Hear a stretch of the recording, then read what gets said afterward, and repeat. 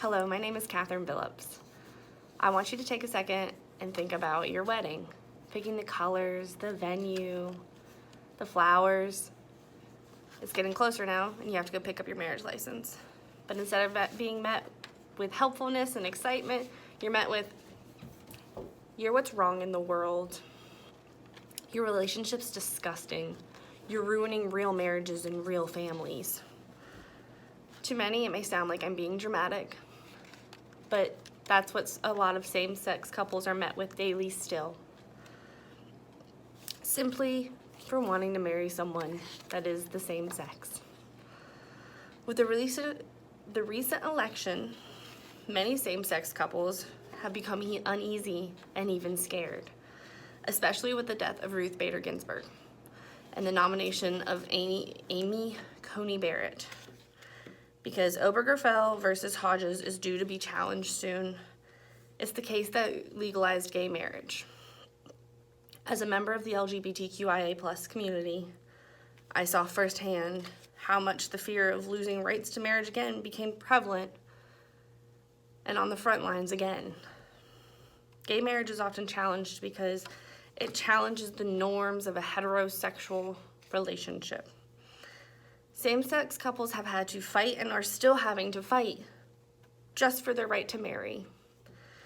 People should not have to fear for that right just because of who is in office or who is being nominated to a position of power. Gay marriage should have the same protections and right as any heterosexual marriage. One of the first arguments is always, gay marriage is an attack on the heteronormative life. But the same thing has been said before. It was said when women started working outside of the home.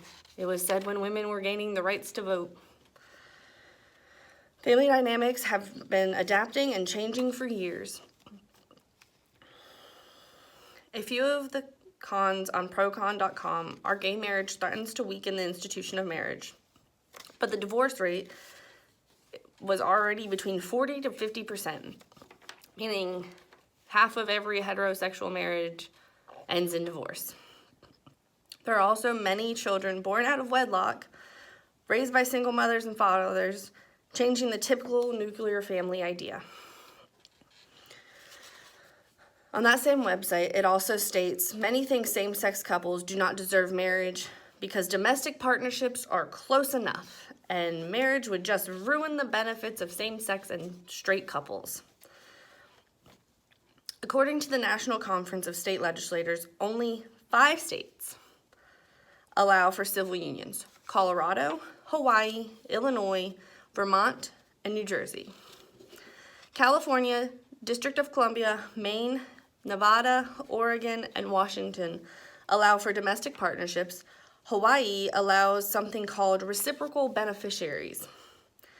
People do not realize that when they voted no on Prop 8, they did not just vote no on gay marriage, but they voted to end domestic partnerships, and it caused many to lose their benefits. The difference is heterosexual couples had the option to marry and retain their insurance and other benefits, whereas same-sex couples lost all of their benefits and didn't have that option. Gay rights in marriage have been a long fight since before I was even alive, and it's still being fought for today. Same-sex marriage has only been legalized for 5 years. Obergefell versus Hodges is when gay marriage was ruled a protected right by the U.S. Constitution's 14th Amendment. June 26, 2015. Actually abiding by the separation of church and state would be a starting point to solving so many issues. Religion is brought up constantly in our government. If someone cannot separate their personal religious beliefs from their job, they should not hold that position of power.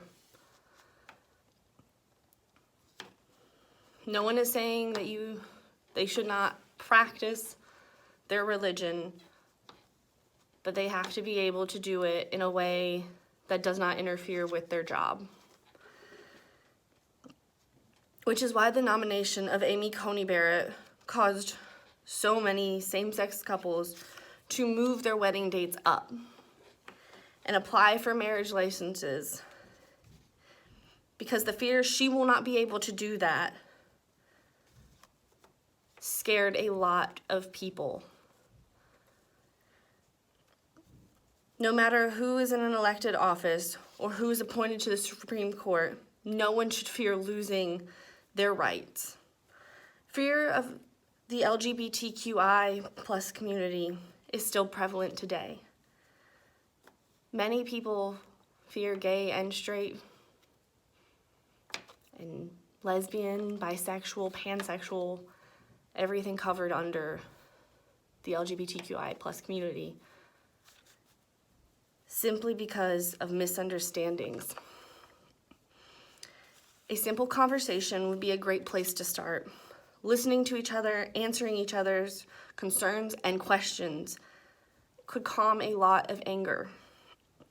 Fears that people often have about gay marriage or same-sex couples in general are usually misconceptions or falsehoods. If the topic and conversation of same-sex marriage is continuously approached in an aggressive or defensive manner, nothing will ever get solved. If you have any questions, I will do my best to answer them below. If I cannot give you the best answer, I will refer you somewhere that may be able to help. Thank you so much.